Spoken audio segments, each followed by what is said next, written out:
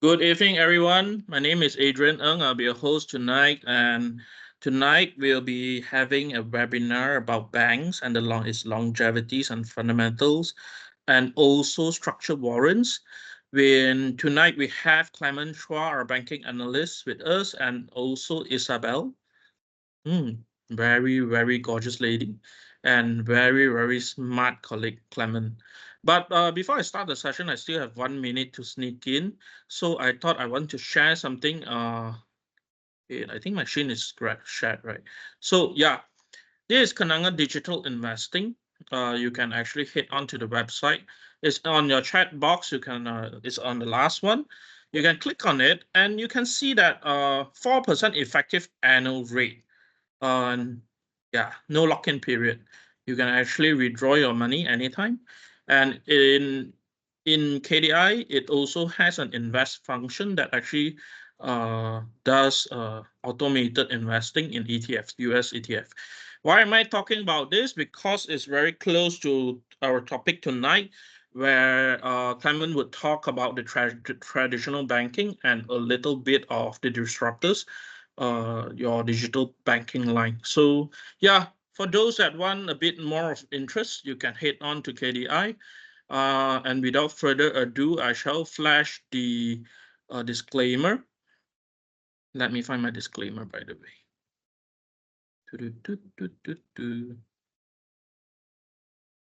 This will be the disclaimer.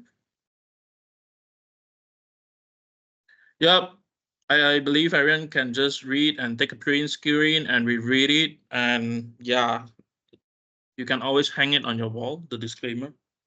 Okay, let's not waste much time. I shall continue my introduction of my colleague, Clement. I'm still his colleague, by the way, not was, just different department. It's almost been 9 years since he joined Kenanga as a senior analyst now. In covering the banking sector, he have covered a great deal of sectors.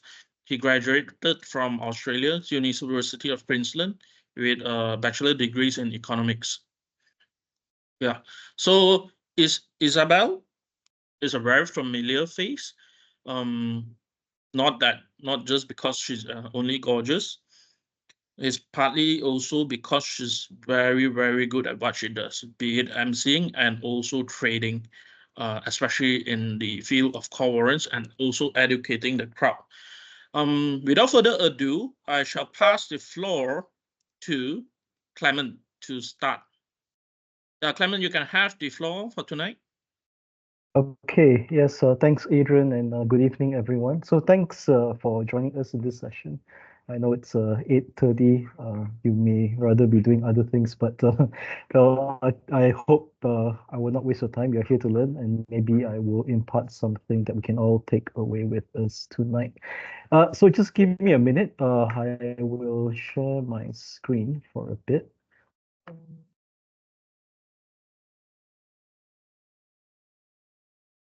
Okay, fantastic. Right. So, the topic for this evening is really on the banking sector, but a bit more specific on how do we attach a longer view on the fundamentals of the banking sector itself. So, why this is important is because we have always known the banks to be, well, the largest components of the Bursa Malaysia the KLCI index, and as well as the KL Financial Index, which I would maybe just go on to show in my first slide, actually. Yep, so banks are definitely one of the biggest components within the Bursa Malaysia. Whether we like it or not, it is still something that is highly weighted. And as we all know, the indices are usually the way that people would perceive the market. So the better the banks will do, naturally that would translate to a better KLCI index for everybody. Yeah, so hence why it's a sector we cannot ignore. And also knowing what is holding the sector is also equally important. Right, so just to move on to the next one, just a bit of a sharing of where the banks have been performing on this year to date, 2024. We can see the KLCI itself being the dotted red line, which is seeing that at least at this moment we are still able to gain 10%. And I do think that this year is so far shaping up to be quite well. And I think people have been attributing this to foreign investors taking an interest back into Malaysia, and also having a view that maybe some of the emerging markets are potentially going to be doing much better. And hence also we can see this being translated in most of the banks.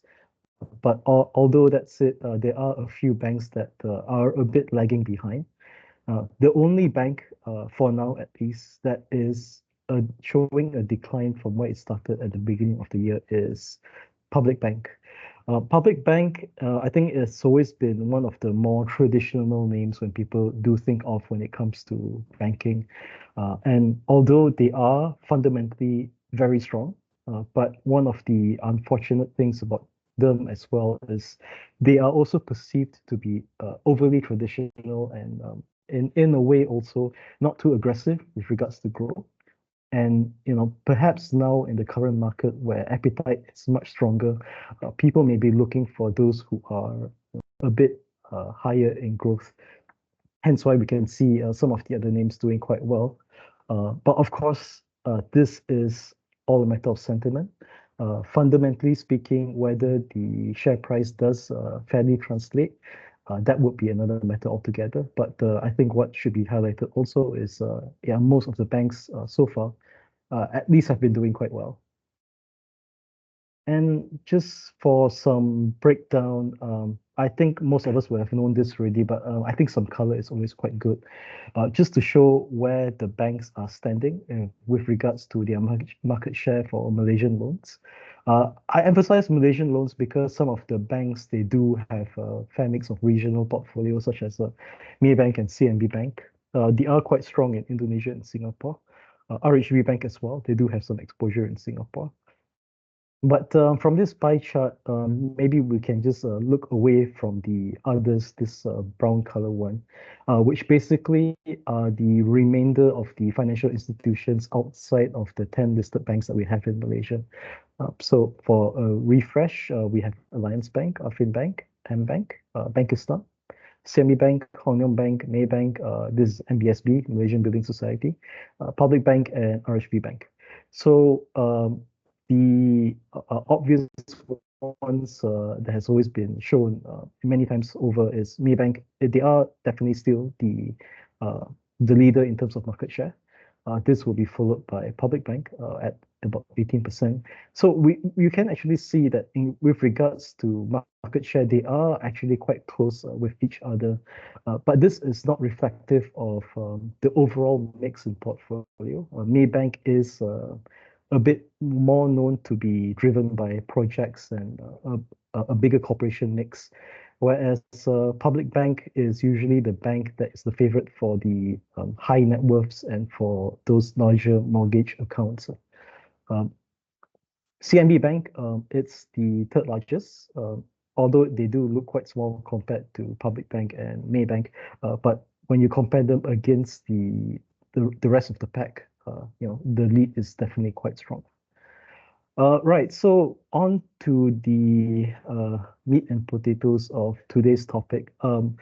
What I wanted to do this time around, for those who have attended my previous webinars, I did talk a bit more on the banks specifically itself, but I feel like maybe we could use a bit of an economics lesson, or at least for today, just to at least hear what our regulator, Bank Negara, has in terms of a view for the Malaysian economic landscape. Because as we all know, the economy of the country will ultimately tie back to the prospects of the financial system.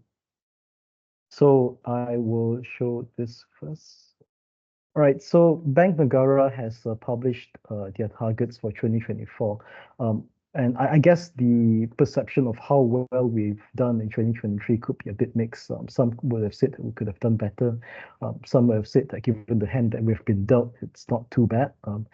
One thing to show, at least for the time being, is definitely there is inclination for higher growth to be seen this year.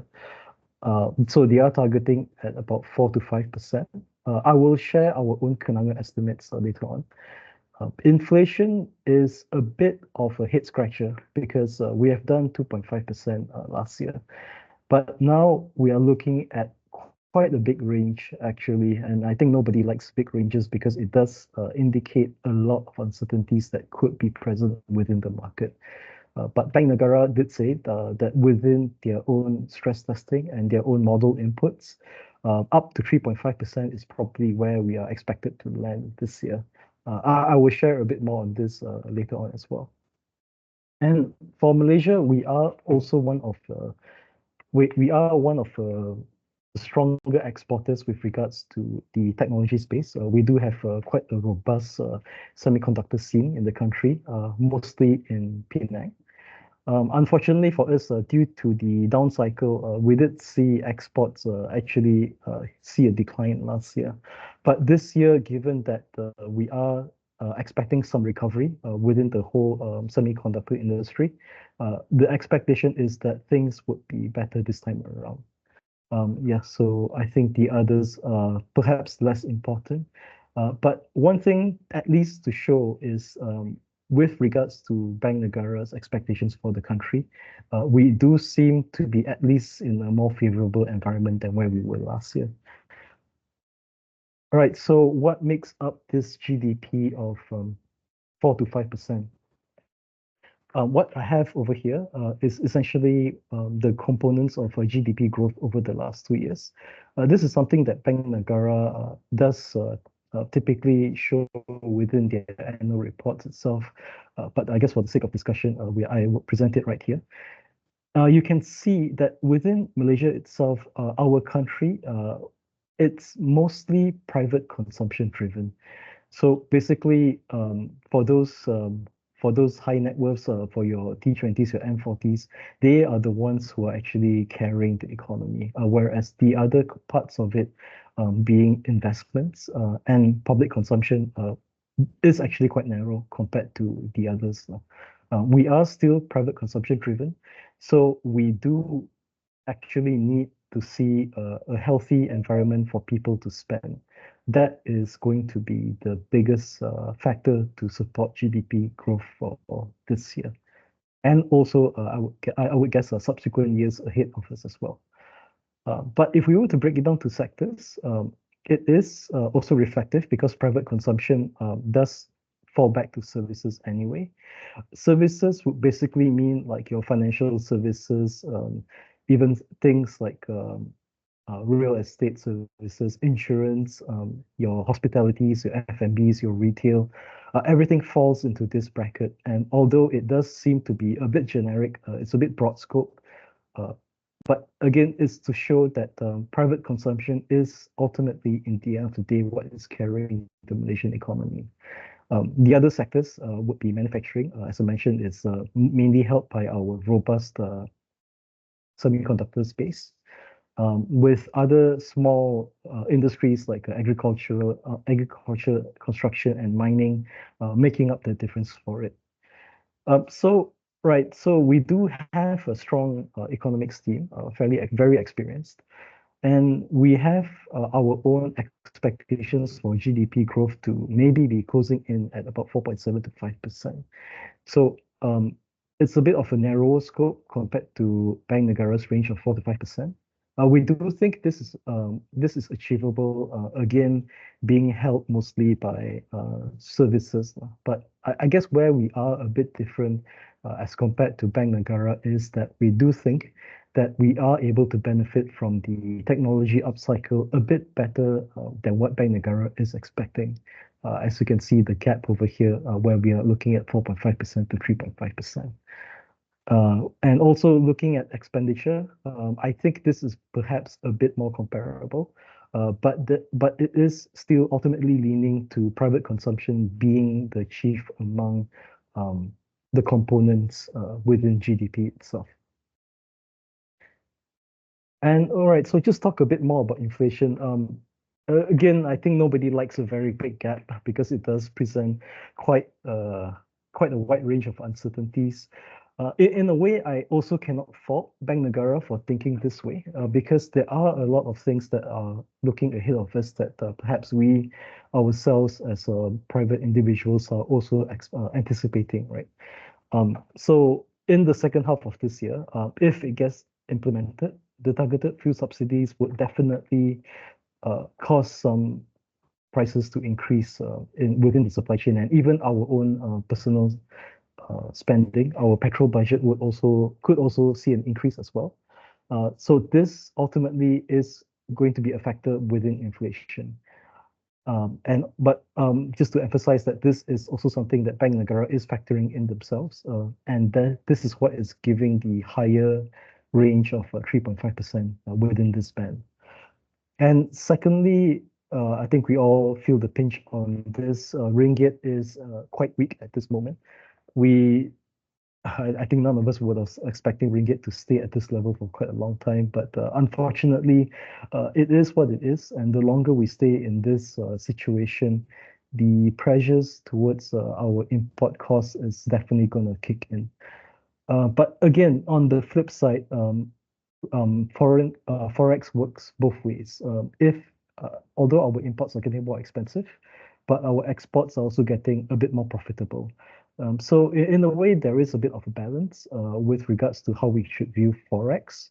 But definitely for the bigger chunk of the Malaysian economy, given that we are still mostly going to be consumption driven and not so much on manufacturing, we may ultimately still be in a net importer situation where a higher ringgit would be worse off for us. And thirdly would be any unfortunate disruption to the global supply chain. We have seen this when Russia invaded Ukraine. Commodity prices were just all over the place. And we may see the risk of this happening again, albeit in a much smaller scale. Um, with all the tension that is going about here, I think nobody wants to make any predictions on which ones could come true, because if they do come true, then it will be quite horrible for everybody. But this is a risk that is definitely present within our current climate. So hence why this range of 2 to 3.5% is something that we are trying to work around. Hopefully, it doesn't go beyond this. But in any case, even if we do fall to 3.5%, we are technically still not too far off from where we were in 2022. So I guess, yeah, we should just take it as it is. Right. So on Forex, we do technical charts on the ringgit quite frequently. This is our recent view on the ringgit. The green lines are the lines on top would be your resistance bands, and this would be your support bands for technical analysis. But we do have the expectation that ringgit could hopefully come down to about 4 ringgit and 40 cents by the end of the year. Although, yes, perhaps it does seem like it is a bit of a stretch coming to where we are at the moment. But let's not forget that ultimately, what would drive the strength of a currency is how robust the economy is. We are, again, expecting Malaysia to at least be a bit more productive this year. The tech semicon space is recovering as well. And hopefully, with this shift in demand, we are able to see at least more exports going in, and ultimately that could balance out the strength of the ringgit. So even if we can go back to 4.6 in the near term, I think most people will be quite happy. But I think most of us would want it to go back to 4 at least.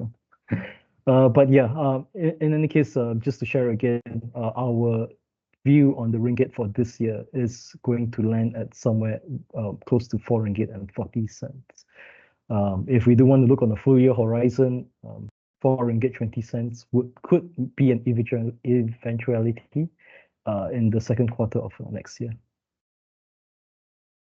All right, so now having said all of this, I want to finally come back to the banks. So we are looking at GDP to be stronger, and the hope is that this would ultimately translate to better demand for loans in the country. So what this chart is trying to show is how loans grow. For the red one will be the overall system loans. The orange one would be household loans, which is comprising of mortgages, hire purchases, and personal loans. Business loans would be working capital loans and expansionary loans, those kind of things. So I think there is some people who could be a bit skeptical on whether we could actually grow our GDP to the way that Bank Negara is expecting.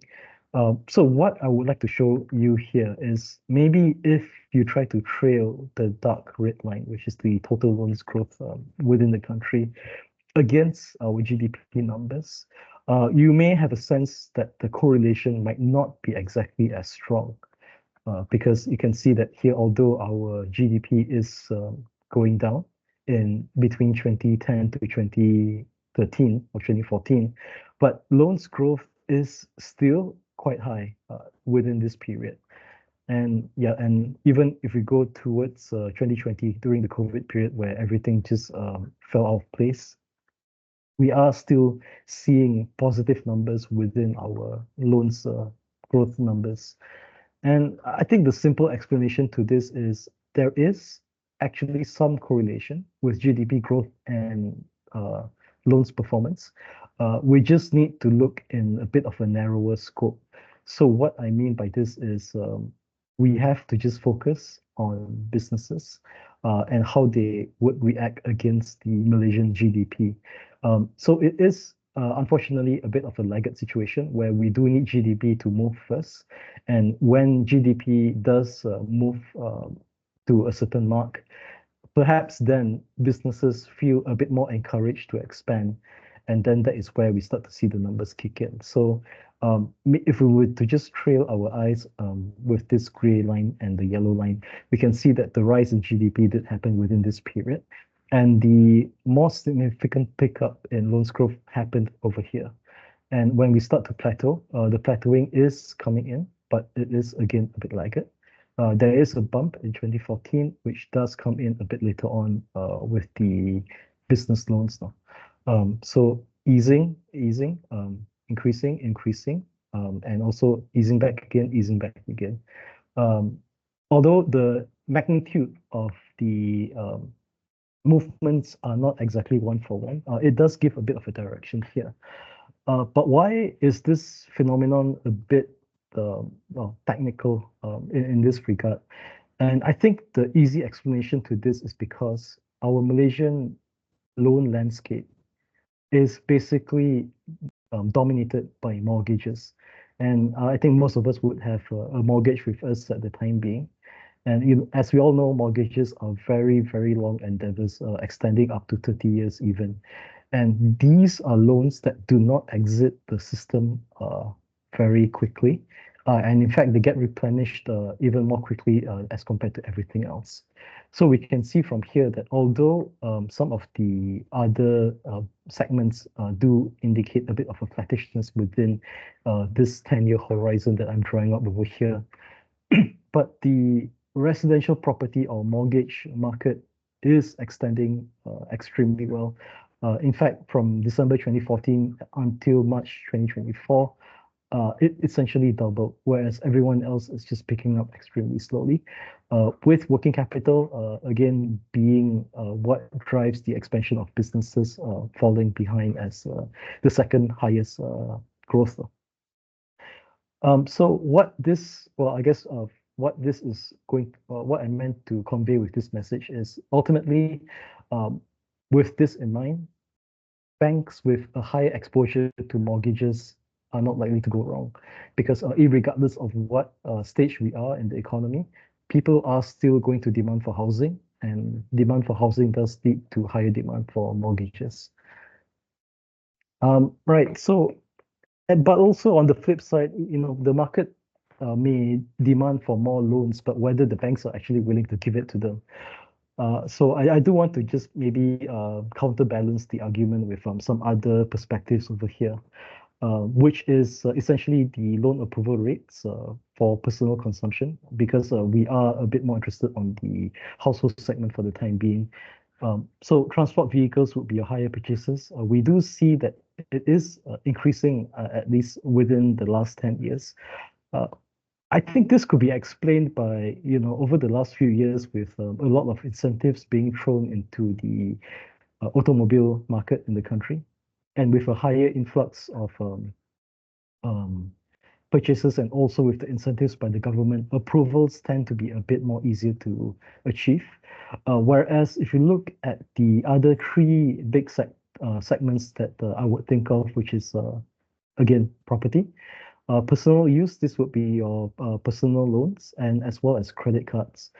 Credit cards would probably be the most drastic of all of them, where in 2014, falling through the yellow line here, it did sit at about 60%, whereas today we are actually close to 40%, or actually even below 30% back some point last year. And mortgages as well, we are at about 55% in 2014, and now we are at 40% as of March 2024. Personal financing maybe is a bit more stable at the midpoint of 30 and 40%, as we can see here. So why are we seeing lower approval rates? I think COVID was essentially quite a big wake-up call for the banks that we cannot be overly exposed to risky accounts. But this is something that we can actually identify as a long-term work in progress for the banks. This is the GL ratio for the financial system. GL ratio is your gross impaired loans ratio, which is basically a measure of how many percent of your financing books are likely to become delinquent, or I guess are actually delinquent. And if we look at this range right here, I did take December 2012, but even at December 2014, you can see that perhaps we are closer to about where 2% or maybe 1.9% is. But due to the banks being very strict with the loans that they approve, ensuring that asset quality is quite high, we are able to bring this down to somewhere that is closer to about 1.6%. And this improvement is actually seen across both business segments, where previously we were closer to 3%. Now we're closer to the lower half of 2%. Household loans, we were at 1.5%.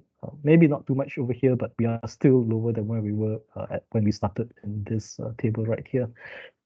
And given that loan approval rates are coming off, but the banks are still, again, able to grow their loans book. So we are actually in a rather healthy financial system where the banks can still afford to be picky, but at the same time, this pickiness, they are rewarded by higher asset quality. They are still at least able to grow their loans books. I think what we do not want to see is, because of poorer economic outlook, the banks themselves also struggling to maintain their businesses. They would maybe offer extremely high deposit rates, very low financing rates, and just take on board any accounts within the market just to be able to meet their KPIs. That is definitely something that we do not want to see, because ultimately, if you overly inject your financial system with toxic assets, if there is a fallout, then there will be essentially a financial crisis in our hands. And fortunately for us, Bank Negara is quite a strict discipline teacher with that regard. All right, so I think that's quite a good sharing of where we are within the financial system itself. We have established who are the key drivers of the banking system, and what the banks are actually doing to at least maintain their positions for the time being. But of course, not everything is a bed of roses. There could be some possible disruptors within the system itself. I think one thing that is a bit more prominent at this moment, also given the fact that this is part of the news recently, is Interest rates, right?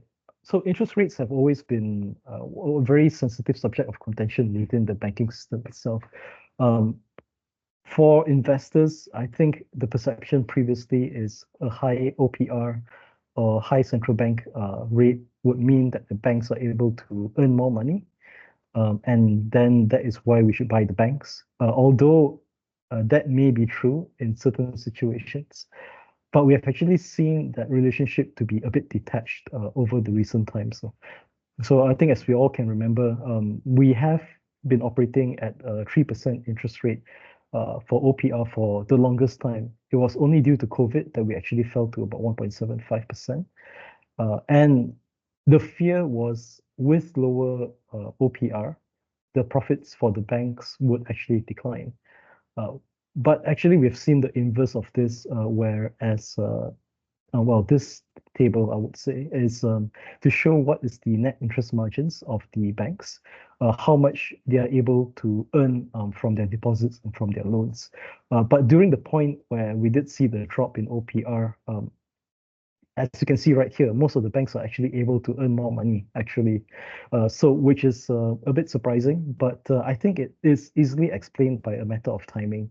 Um, Maybe we can see the banks as the dealers or the bookies within the casino, but essentially because they do manage the portfolios of deposits and loans, they do ultimately are able to decide how quickly things can be repriced up or down. Maybe if we do observe the deposit and lending rates quite frequently, you may also notice that sometimes your mortgage rates or your loans, the rates do go up faster than the rates of FDs.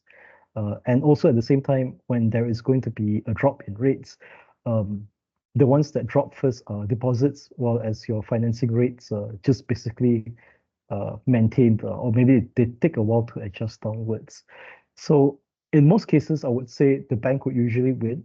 So what I had usually been telling people is it is not really a matter of whether the OPR goes up or goes down. It's at least the hope that there is movement within the OPR itself. And that does give the banks some room to at least reprice some of their products to be a bit more favorable. But at this current moment, where we stand is the expectations that OPR will remain flat at about 3%. This is us essentially going back to a pre-pandemic normal, with some even viewing that there could be another 25 basis points increase to the banking system. But personally, our view is that it will remain at 3%. And remaining at 3% for the time being is going to, for the moment, be a bit of a comfort for the banks, because you can see over here that due to competitions for um, FDs being quite aggressive when OPR did go up. I think the banks could have probably overdone this because with the rate that interest rates have been increasing during this period, it is a bit difficult to time the market, and banks would have just increased ahead of the competitors, and then the competitors would thereby just follow suit.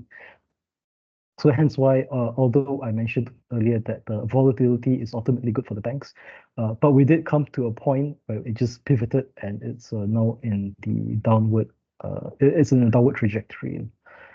So at least in this moment, there could be some stability and the banks are able to rebalance their profit margins. But if there is going to be any changes in this current climate, there may be a possibility that the banks could be worse off at this moment. Yeah, so this is one of the risks that I'm seeing right now. And secondly, I think everyone is following this quite closely as well. In 2022, Bank Negara did issue 5 digital banking licenses to be made available to the market this year in 2024. So we have finally come to the point where we are seeing the digital banks coming into the market. GX Bank is the first, and I think a lot of buzz has been surrounding this very attractive promotion that they were doing during the Raya campaign period for about 5%. Aeon Bank and Boost Bank, which is under Axiata and RHB, they are both, I believe, looking to launch by the end of this month. But 2Q24, which will be until end of June, could probably be a safer range to look at. But they are at least a bit inclined to release their products to the market by May this year. Um, there are two names that are missing at this moment. One of it is managed by CAF, and the other one is managed by YTL with C, which is the Shopee, which is the company that runs Shopee in Singapore. These two names are a bit of uncertainty at this moment due to very little news flows. With CAF, I think most of us would have known that they have recently joined hands with CIMB. Whether this means that there could be potential partnerships with Touch and Go, I think that remains to be seen. But it does provide some speculation with that regard. And YTL and C, I think we may have seen the news of recent months where there has been quite many layoffs experienced by C Limited. Whether this means that they might just ultimately forfeit their banking license, we are not too sure at this moment because everyone is very tightly about the situation. So this is something that perhaps we have to wait and see. But at least for the time being, there is a high level of confidence that we would have at least three. But what are these digital banks going to do to us? I think one thing that people like to discuss is that this is going to make the traditional banks redundant. But this is where I would maybe counteract to say that by the framework that was introduced by Bank Negara, they can grow, they can be large, but they will not be large in the very near term. So what Bank Negara did do when they were tabling the framework is basically to make sure that these banks, they grow in a very controlled manner. Because what the last thing that Bank Negara wants is for them to issue new banking licenses with customers to put their deposits into these banks and then for these banks to maybe close shop a few years down the road. That does not give a very good signal to the Malaysian financial system. And I think, we have seen last year quite big headlines of some of the larger banks having seen bank runs and, having risk of contagion coming into other parts of the world. So one small misstep could give a very bad image to the Malaysian financial system, and this is something that Bank Negara wants to avoid. So again, yes, the digital banks can grow, but they can only grow to a size of up to 3 billion ringgit within the first 3 to 5 years of operations. And as compared, I think, yeah, Bank Negara also did say this quite clearly. Compared to the smallest bank at that point in time, which is Alliance Bank, they have 60 billion ringgit in asset size. So even three of the banks combined, it's still only 9 billion. It would not take away all the market share from the banks, but it's definitely something that would, keep them on their feet, because if they will keep offering these rates for deposits, maybe over time, people would just forget about banking with the traditional banks. They would just, just leave their money with the digital banks indefinitely. But yeah, this is something that we have to wait and see. Hence why I would just call them as disruptors. They may disrupt the market in the near term, but ultimately, the banks are also for profit. They will not just take it down line. Definitely, there will be some retaliation with regards to how they want to deal with the digital banks in the near term. Yeah, so I think with regards to headwinds, these two factors could be the most present at the moment. What I like to do with my presentations is to just refresh on how we value the banking stocks. So for me personally, I like to use this thing called the Golden Growth Model.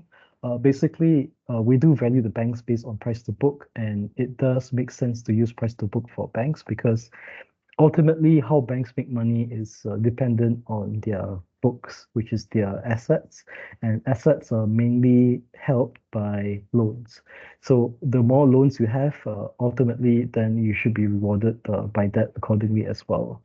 And on the flip side, also, we want to make sure that whoever is managing the books do have the highest sense of efficiency. So ROE is the other metrics that we would look at with regards to how we make this computation for valuations. This example I have here is my own forecast, sorry, my own, well, yes, forecast and valuations for CMB Bank. We have arrived at about a target price of 6 ringgit and 30 cents. But on top of that, we have also given CMB Bank a 5% premium on ESG efforts because they do have quite aggressive pipeline with regards to green financing. And by virtue of giving some encouragement to them and some of the other banks as well who are a bit more present within the ESG space, we do give premiums to them. So with that regard, this is basically the calls that we have for the 10 listed stocks in Malaysia. Affin Bank to us is a sell call. Unfortunately, although there is a lot of a buzz with the tie-up with the Sarawak state government, I personally do think that the hype is a bit overdone. Partly because although you are getting support from the state, Sarawak has always been a geographically challenging market to be in anyway. For you to be present in this market, you do need to have a lot of holding power because the market size may not be as big as where we were in Klang Valley as well. And perhaps, they may see some collaboration with the Sarawak state government to fund some of the infrastructure projects over there. But such complex projects require syndicated financing, and you cannot depend on a single bank to finance those projects. I think naturally they would also have to come and source for financing from the bigger banks as well, the more capitalized banks. So I think, yeah, any hype from Sarawak for Affin at this moment could be a bit overdone. Bank Islam is also another call that we are a bit less keen on at this moment. It's not really a fault. It's not really to say that fundamentally they are weak, but there is some possibility of earnings misses from them, which we've been seeing a bit frequently. And this is similar to MBSB as well, which we also have a sell call. There is a bit of a timing differences with regards to how they recognize some of the impairments as compared to the non-Sharia banks, where I guess they're a bit more proactive. But for the Islamic banks, they do need to actually see it materialize themselves, hence why earnings shocks do happen. But yeah, that is also one of the reasons why we would just be a bit less favorable for the bank, for this Islamic names. CMB Bank, we do think is already fairly valid at this point. We did push this to be one of our key picks for the second half of last year. It did quite well, but I think perhaps this is where we should call it a day. Yeah, so I think the rest we do have buy calls. And my favorites for the time being are actually Public Bank, RHB Bank, and Alliance Bank. All right, so going back to my earlier discussion on mortgages, I do think if you are perhaps a bit skeptical of the economic strength that Malaysia is able to deliver this year, having exposure to mortgage is basically almost risk-free. And also not forgetting that Public Bank is one of the safest banks in the market. They do have the lowest GL ratio. They do, well, basically channelmen that they are quite stellar asset quality management. And also, there is a possibility that we could see special dividends from Public Bank because they do have quite a significant amount of provisions that was made during COVID that could be due for write-backs. And for those long-time Public Bank shareholders, you may remember that in 2022, abnormally, they paid dividend 3 times during the year, where usually they would pay twice within the year. I think this could be a possibility that we may see this year as well, if the management does decide to be a bit generous with how they would write back the provisions. Secondly, I like RHB Bank as well. One very interesting thing that perhaps is not really highlighted in the market right now is Maybank had always been the best bank with regards to dividend yields. 8% was where we were in the past. Now, because, well, for Maybank shareholders, I think you would know that the dividend reinvestment scheme, for some reason, did take a break. And asking management about this as well, they do intend to maybe abstain from issuing more shares from dividends for the time being. Perhaps we can view this as them just trying to manage their share liquidity a bit better. But by virtue of doing this, actually, the dividend yields for Maybank, we can see right here, has actually fallen to about 6% for this 2024. And RHB Bank, in our own expectations, is 7.8%, which is, again, the highest within the peers within coverage. And sector average would be 5.2%. So definitely this is showing a very strong mark at this moment. And also, not to forget, Boost Bank is coming in. Is coming in very soon. If there's any hype from here, then perhaps there'll be some positive kickbacks to RHB Bank's shares itself.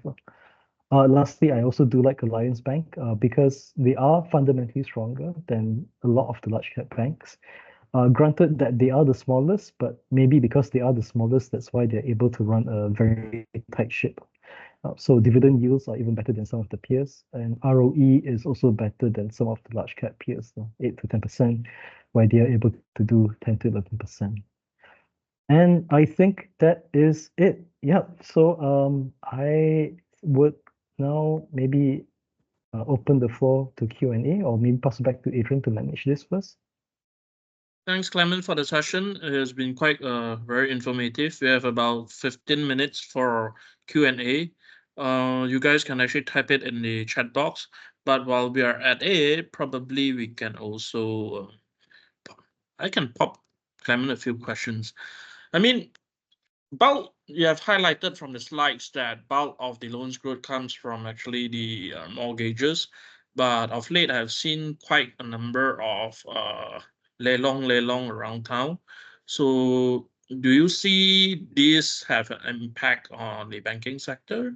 And that aside, for the population context, where would you see the growth in terms of region from these mortgages? Would it be on the southern side or would it be in the central side?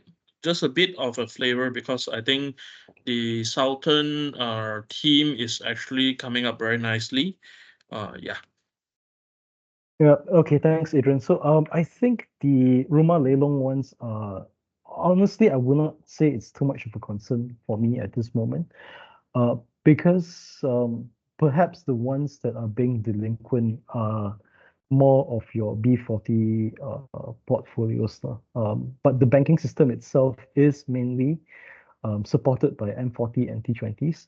Unfortunately, yes, the B40s are in quite tough times at this moment. The Rumah Ledongs may also be attributed by them, or maybe even some of the middle rung of the M40. But they do not represent a very big segment of the market. And I think it's still reflected within the numbers for the banking sector. A lot of the banks are at least able to see their asset quality still showing improvements as we go on with the Okay. going quarters. And on your question on region, right? I would have to say that yes, there is a lot of buzz going around on Johor. I think that one is also due to the Iskandar site, right, where Yep. the development does seem to be picking up quite a lot. But it's not to say that the entire mortgage landscape for Malaysia is going to be driven by just Johor for this year or next year. We are still seeing Klang Valley to be quite supportive as well. Sime Darby launches are quite aggressive also, if I'm not mistaken. And affordables, condominiums are still mainly focused on Klang Valley. There is also a lot of take-up, which does support, that the demand is still there. Okay. But Okay. whether is it purely on Johor? I wouldn't say so, but perhaps the reason why there is a bit of an interest towards the Johor property side is because it may have been a bit sleeping over the last few years. And I think, any sentiment towards it at this moment is something that people want to take interest in. So it's more of a sentiment thing rather than a quantum thing, I would say. Okay. Probably we'll jump into the questions from the chat box. We have Kenny Yap, and he's asking why RHB is such a laggard and can their ROE improve to more than 10%? What are the levers to pull? I mean, Kenny, do you mean that which level to take action? Probably I can show you the chart later, but I'll leave it to Clement to answer your question on why it is such a laggard. Clement? Sorry, the question is, Why RHB is such a laggard? yeah, so I think the problem with RHB in the past few quarters is that there has been some earnings disappointment with regards to the timing of provisions that management did decide to book in. But it was, I guess, in a form of kitchen sinking because basically the provisions that we have seen, or at least the balance of the provisions right now, per the December numbers, they have zero COVID provisions remaining. All of their provisions now are essentially BAU. And yeah, so basically the books right now would have been a lot cleaner than what it was last year. And yeah, hence why I would think at least going forward, the element of earnings risk should be a bit diluted. And maybe when we do see the numbers come in this month for the first quarter of 2024, maybe we would see interest coming back in again for RHP. Yeah.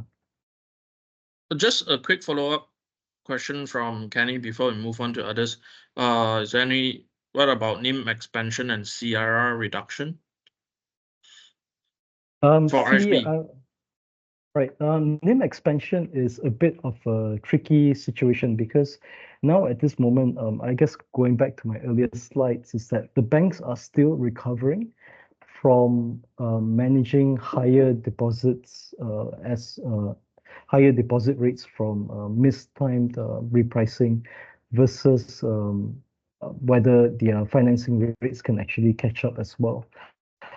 This is something that is not exclusive to RHB, actually. Even Maybank and CIMB Bank, they are expecting some compression to continue for this year. And this is also, yeah, so again, it's not exclusive to RHB Bank at this moment. There are a few banks that are actually seeing positive reversions to NIMs. But these are basically the banks that essentially just dug a very big hole for themselves at the beginning of the last financial year, and whereas the others were a bit more gradual. So hence why Mm, those names were able to see some recovery. okay, interesting. Moving on to Stefan's view. I think we can agree and disagree for now, and have a chat later. In terms of the ESG rating, I'll jump to Stefan on should OPR goes down and mentioning that banks tend to be slow on lowering interest rate on mortgage. Will that be a temporary boost? I think it can be combined with also the rebalancing effort from an unknown user. Any signs of reversal of NIM downtrends? Something you have highlighted earlier also. Yeah, so I do have inclination to say that if um, there is going to be a move for OPR, it would perhaps be on a downside bias. Why is that so? It's because typically we would mirror the US Fed, and I think market expectations for the US Fed is for it to decline this year, as you want to manage, as they would think that inflation is really well managed on their end. For us at this moment, given that Bank Negara also has quite a big range to where they think inflation is going to be, um, hence why I think it's still going to remain at 3%. But if they were to maybe make a move, it would be mirroring the Fed, which is downside bias. And if they were to make a downside bias adjustments, ultimately, I would think they would reprice deposits down first, and then only repricing their loans and financing after that. This is similar to what they've done in 2020, when COVID came about. So that would probably give a temporary relief as to NIMs for them. But market is the way it is. The moment you start to be slightly more competitive, your peers would also react accordingly as well. So it's mainly just for a short-term benefit, I would say, given the current climate. Okay. How about MBSB? Oh, that's interesting name. What's your view? What about MBSP? So, right. So maybe just to elaborate a bit more on my sell call, I guess, because not many people cover MBSP. Um, uh, MBSB does have some issues with regards to how consistent they are with their earnings.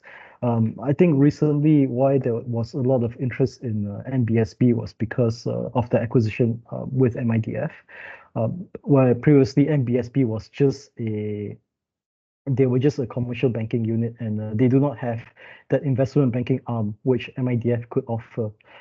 So instead of starting from scratch, they would just acquire it from PNB, and this is where we see MBSB to be for the time being.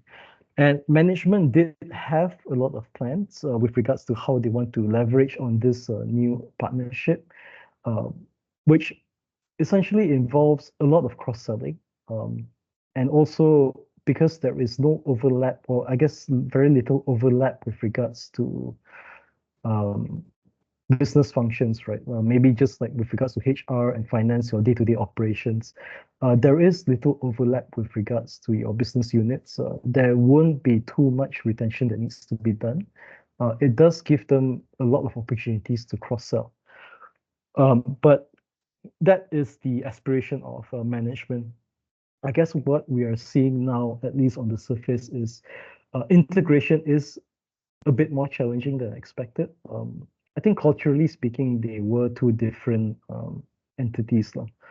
Um, and the ability to cross-sell is also whether you are bringing in corporate accounts to maybe open deposits, or Yeah. maybe getting some of your personal accounts to maybe sign up for wealth management plans through, your mutual funds and those kind of things. Yep. At this moment, we have not seen it yet. I think management is maybe giving themselves a bit more time to realize this dream.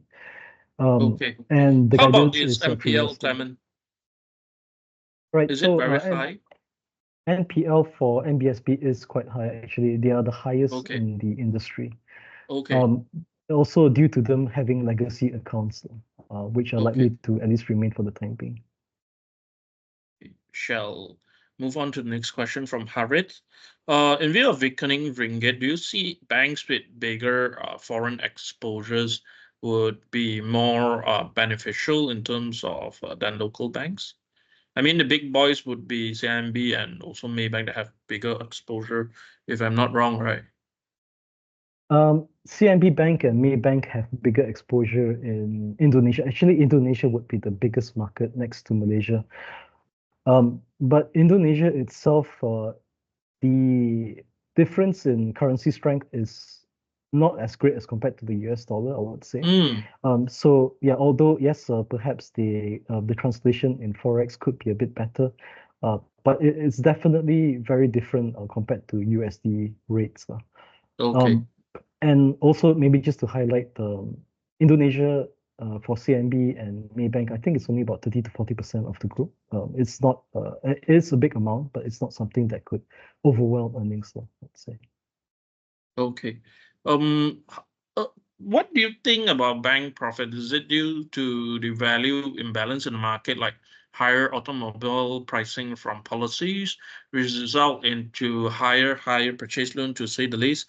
That could be potentially across the board. A question from Helen. Right. So I think if you look at the financial statement for banks, they are not short. They are quite complicated compared to the other more simpler companies in Bursa. Unfortunately, profits for the banks are not just tied to financing and deposits alone. Banks do have other business units like your asset management, your investment banks, insurance, even.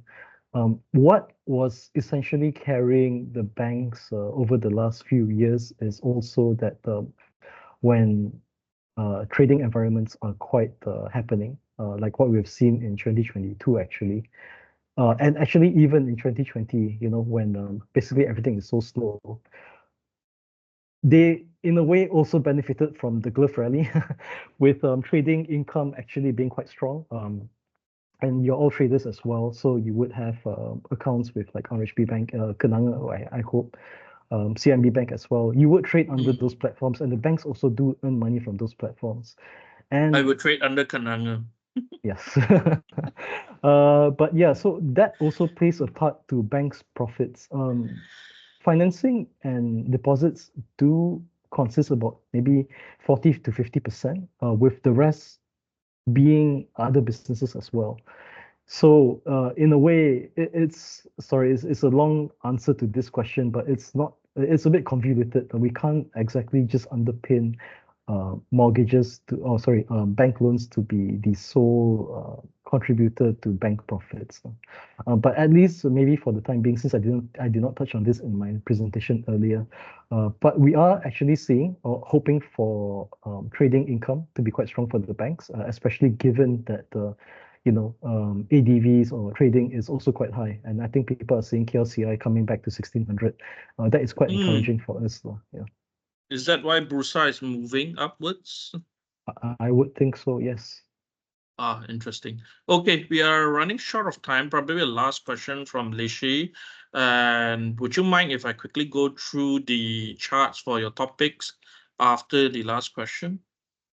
Lishi's question is, if Malaysia keep OPR rate, does it have a bad impact in the future? I would say no, because it's not. Well, basically, the banks will need to work harder to make their monies work. Because if OPR is flat, basically that means that it's easier for you to see the price differences with your competitors, your profit margins. Actually, this is something that the banks could do by themselves. I mean, we could also do it actually if you want to. We just go to CIMB's website, look at the financing rate, and then we look at the FD rates. All they need to do is to maintain that spread. And if OPR is going to remain stagnant, it does give the banks actually fewer room to be a bit more competitive. Or if they were to be competitive, I would say that it would come at the expense of one another. And usually, I think we've seen this previously before COVID, or before the drop from 3% OPR previously, that um, there really isn't too much excitement going about. But I think what we were hoping for back then is for FDs to just go to 4%. When it comes down, we just wait and see. I think we are actually going back to the environment at this moment. So not to say Okay. it's going to be bad. It's just going to be a more difficult, more competitive landscape for the banks to differentiate themselves. Okay. Would you mind if I quickly share a chart for the topics for your banks so that everyone can have a look at where it is now? Okay, go ahead. Yeah. Okay, probably I'll start with just Alliance Bank. I've quickly drawn certain point and also some support zone. While Clement loves this stock, I think that can wait a bit more to see in the context that on a resumption of its trend heading towards Clement's potential target price of 430, there could be an opportunity to collect closer to $3.75. And let's go to Public Bank. Public bank wise, I think we are quite in the spot for a good collection zone where the recent low is at 409. And if Clement's expectation of special dividends are there, it will be really, really interesting to actually start looking at these levels very seriously. The immediate resistance will be at 427. Let me quickly zoom by the last one. This is like, oh my God. I think the target price that Clement has is almost 31% upside. While we are actually salivating on the upside, I think the downside risk is really, really tantalizing. It's very small. The recent low in this one period is actually at 538. So at 544 is a very good collection point, or in between the resistance and also the support zone. I think it's a very good point to start. Most importantly, there is a gap. There is a gap in between 568 and 557. Yep, I shall not continue anymore. Yeah, so that's all from the technical perspective. And Clement, do you have anything to add? I think yeah, I guess well, I think ultimately the banking sector is one that is still, I would say, quite interesting. We do have to keep our eye on it, but I think ultimately we just have to be selective. We cannot just throw a dart and hope something lands. At least to have some high level study of who could be better than others for the time being is something that should at least deserve some effort lah. So yeah, just be selective, but also just enjoy trading if you can. And I think trading would be where Isabel comes in. I love our audience. They always gave us really good feedbacks. Yes, thank you, Stefan and GT, for highlighting on the 40-cent dividend and also the chart. I really appreciate that. And without further ado, I shall actually hand the floor to Isabel. And here are also some of the links that you all can actually follow. Yep. There you go, Isabel. The floor is all yours. Hey, thank you, Adrian. Clement, enjoyable session as always. And well, I won't take up any more of your time. So this session, it really covers trading and structured warrants. I only have 25 minutes with you, so we're gonna jump straight into it. But as I share my slides, if all of you can do me a small favor, just tell me where you're from, number one, and number two, at the same chat, tell me if you prefer physical or webinars. For example, if you're in Ipoh, would you prefer a physical event near you, or would you prefer online webinars where you can watch us in the comfort of your home in pajamas? All right, so go and write that out while I share my screen.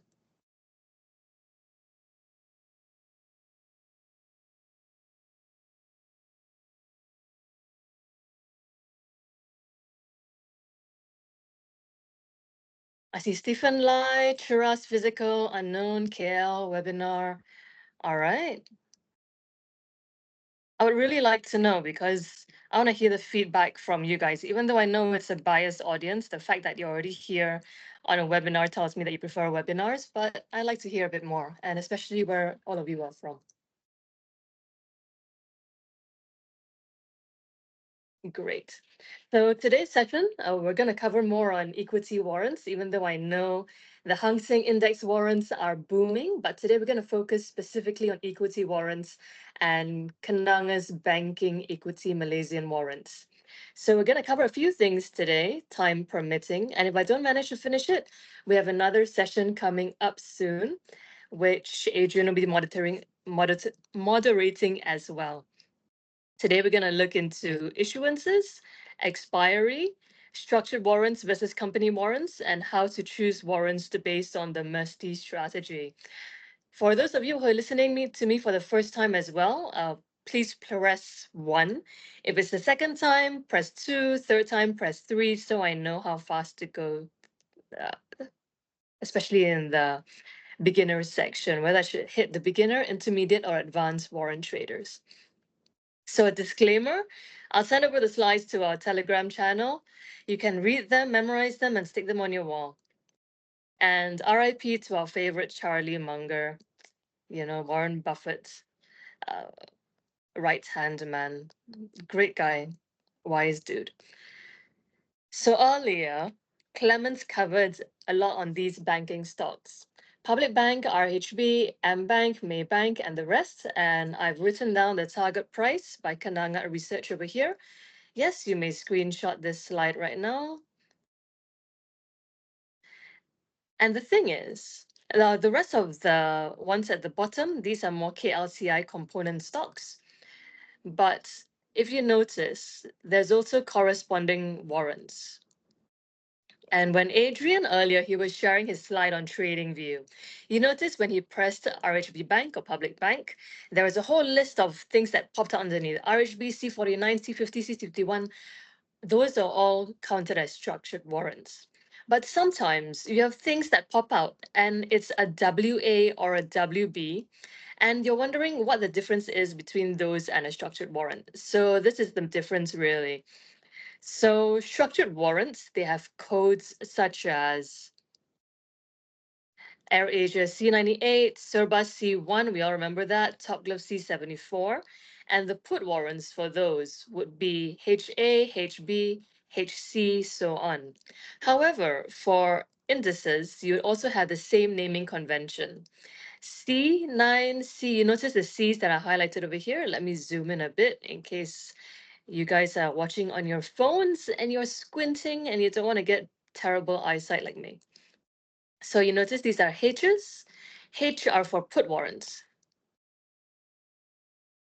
right? And the difference is when it comes to company warrant, these are the ones with W's. So really, what is the difference between a C and a W? For call warrants, the big idea is that when the underlying stock, say for example, Top Glove in this case, if Top Glove goes up, then the call warrants goes up as well. If KLCI or Hang Seng goes up, the call warrant goes up as well. However, for a put warrant, it behaves in a very different way. When the underlying goes up, the put warrant goes down. And now you're wondering, why on earth would I want to buy something like that, right? The reason people look into put warrants is because, let's say I foresee HSI, for example, having a short-term retracement, and I want to take advantage of that. So I would consider a HSI put warrant. So I can take advantage on the long and the short when it goes up and it goes down. Not just always, it's a very traditional way of thinking that you can only make money in a bull market. You can make money when there are bears as well. If any of you have heard the saying, bulls walk up the stairs and bears jump out the window. So sometimes when you trade in put warrants or you short stocks, it's a lot faster than making money and waiting for higher highs and higher lows. I mean, higher highs and higher highs. So the main difference between these company warrants and structured warrants is that structured warrants, they are listed by third-party financial entities such as all of us issuers, Kenanga, Macquarie, RHB, CIMB, and so on. However, company warrants are issued by the company themselves. So Excel Force will issue their own M3 Tech, Sanichi. So I've encountered this question a few times in the past few years. So I'm going to pretend that I'm one of you viewers, all right? So I'm going to say, hey, Isabel, I'll pretend to write myself in the chat, okay? Isabel, um, if you issue warrants on, say, AirAsia or Top Glove, do you actually need permission from the company itself? No, we don't. We can issue structured warrants as long as it fits our Bursa listing requirements and our SC requirements as well. Next, structured warrants, they are mainly used as a trading tool or investment tool over here. And for company warrants, the purpose is as a capital raising tool for the company. Structured warrants can be 6 months to 12 months, but Bursa allows 6 months to 5 years. And company warrants are usually 2 to 5 years. Settlement is cash. This one is physical. That means for structured warrants, if it expires in the money, which I'll touch a bit more later on as well, you will not get the shares of the company. You will not be getting, for example, data sonic warrants if it expires in the money. You will be getting a cash settlement amount, which in theory, you can use to go and buy the shares immediately. So that's the theoretical version of part of it. But the most important thing when it comes to trading structured warrants versus company warrants, that's the main difference we're trying to cover over here, is that For structured warrants, there is a market maker. And for company warrants, there is no market maker. So that means the way that you trade both of these products is completely different, even though they have the word warrant in it. For structured warrants, you must consider these two strategies using the Musty strategy and the live matrix. For ours, we call it the Naga matrix. And for company warrants, you can consider many other strategies which I've experienced over the years: premium, discount, expiry, and volume. The thing is, because company warrants, they don't have a market maker, they can move independently almost of the underlying share. However, for structured warrants, it is almost tagged to it if you look at the Naga matrix. For example, if I pulled up the ones that Clement recommended earlier, Public Bank, RHB, and Bank, these are available on our website, nagawarrants.com, Naga matrix. You can see that, for example, Public Bank, it is very clear that if Public Bank is 417, I pulled this earlier today, you can see the timestamp, Thursday, 9th May. Public Bank C97, for example, 417, underlying bid for Public Bank, underlying ask, that means Public Bank mother share itself. Warrants bid, that means Public Bank C97, and the offer for Public Bank C97. That's the one we're looking at right now. So I can clearly see that when Public Bank is 417, 418 on the bid and offer, the warrant is 1.5 cents. 0.0 RM 0.015 is 1.5 cent, correct? Yes? Are we confused with the decimal points? Don't be. You'll get used to it. Issuers, we actually look at 5 decimal points. So trust me, you have the longer end of the stick. So 1.5 cents. Hello Bull,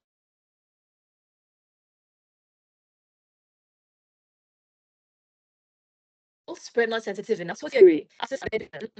Just for you, for the sensitive problem. Because I realize that as well. It's very hard to sell insensitive warrants.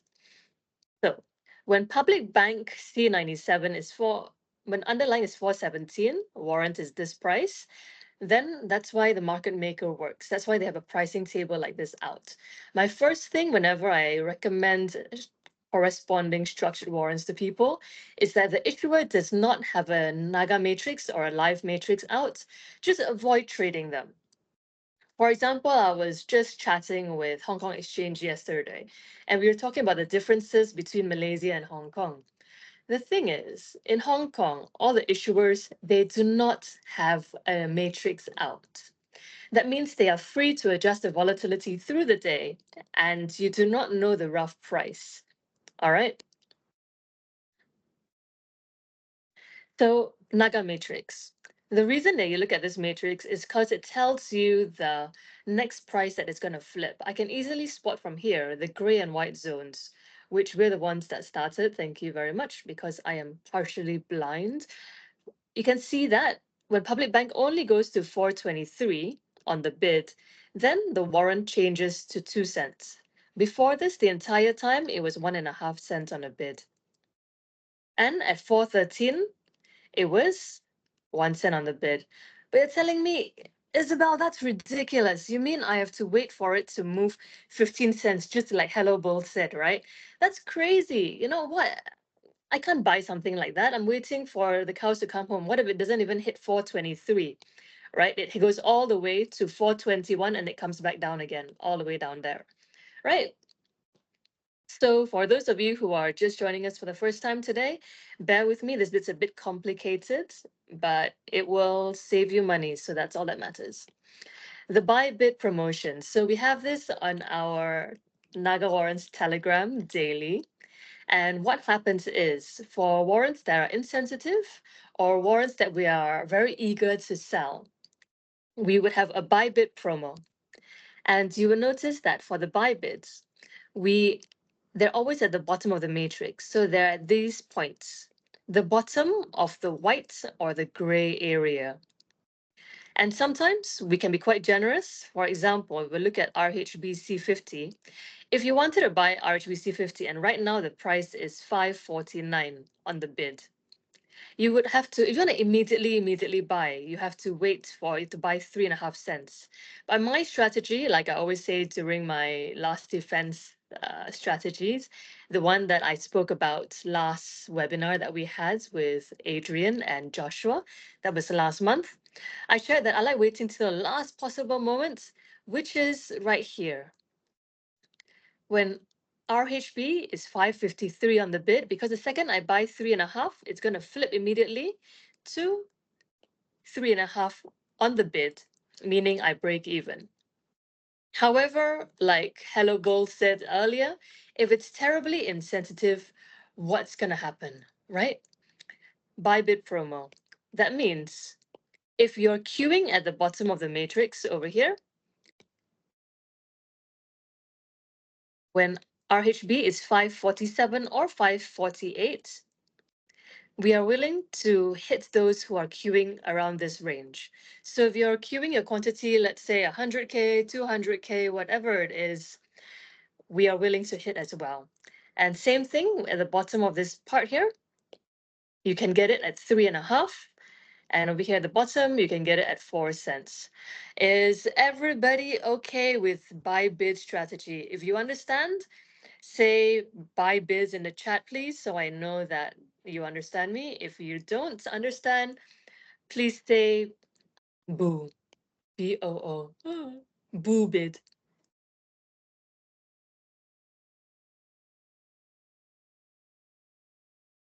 All right, moving on. Oh wait, maybe I should show you a bit more on how it actually looks like. Do I have Telegram on this iPad of mine? Oh, I do. Sweet. So you can see over here on the Telegram channel. And also, I highly recommend joining us on Telegram because, for example, if there's any issues with the market making or any technical difficulties, you can get it firsthand on the Telegram channel. So you can see over here, we wrote on May 8th, that was yesterday, we offer buy bid for Hang Seng. Oh, I better not press anything too crazy. You can see that we wrote popular warrants on Wednesday, buy bid, HSI warrants, HSI CVZ, HUS, HUT, CXG.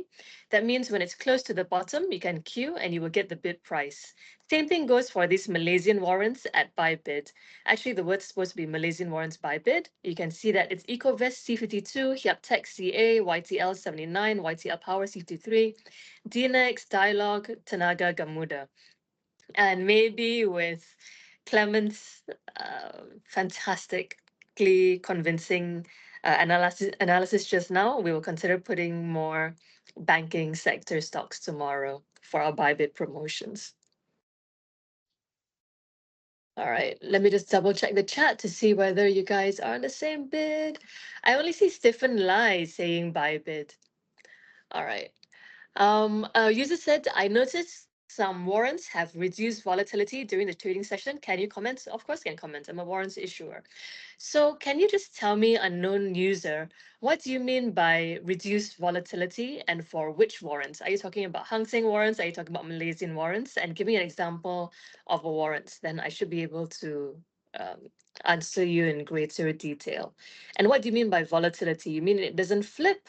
Or do you mean the ticks are not to your satisfaction? Just give me a bit more context, please.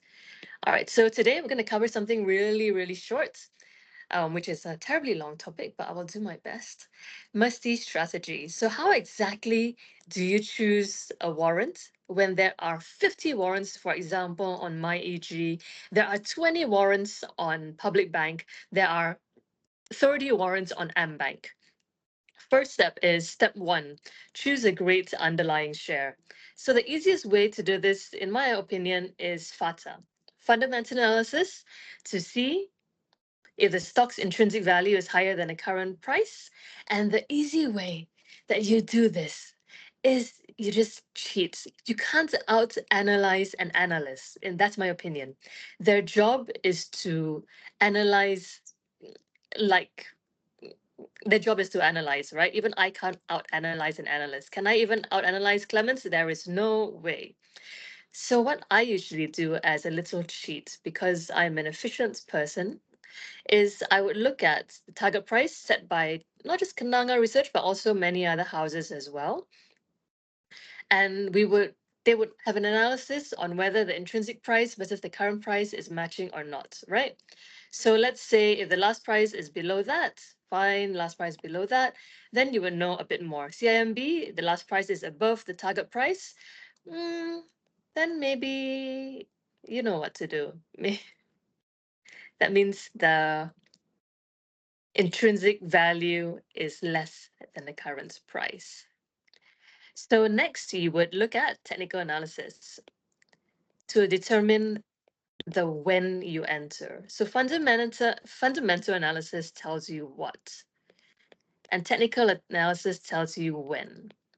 Because as we all know, you can be buying the same RHB warrants or underlying in the morning, and then your friend can be buying it in the evening, and he can be gigantically profitable, and you can be losing money on the same stock. So it's not just what to buy. If you're ever talking to your friends about which stock to buy, it is when to buy.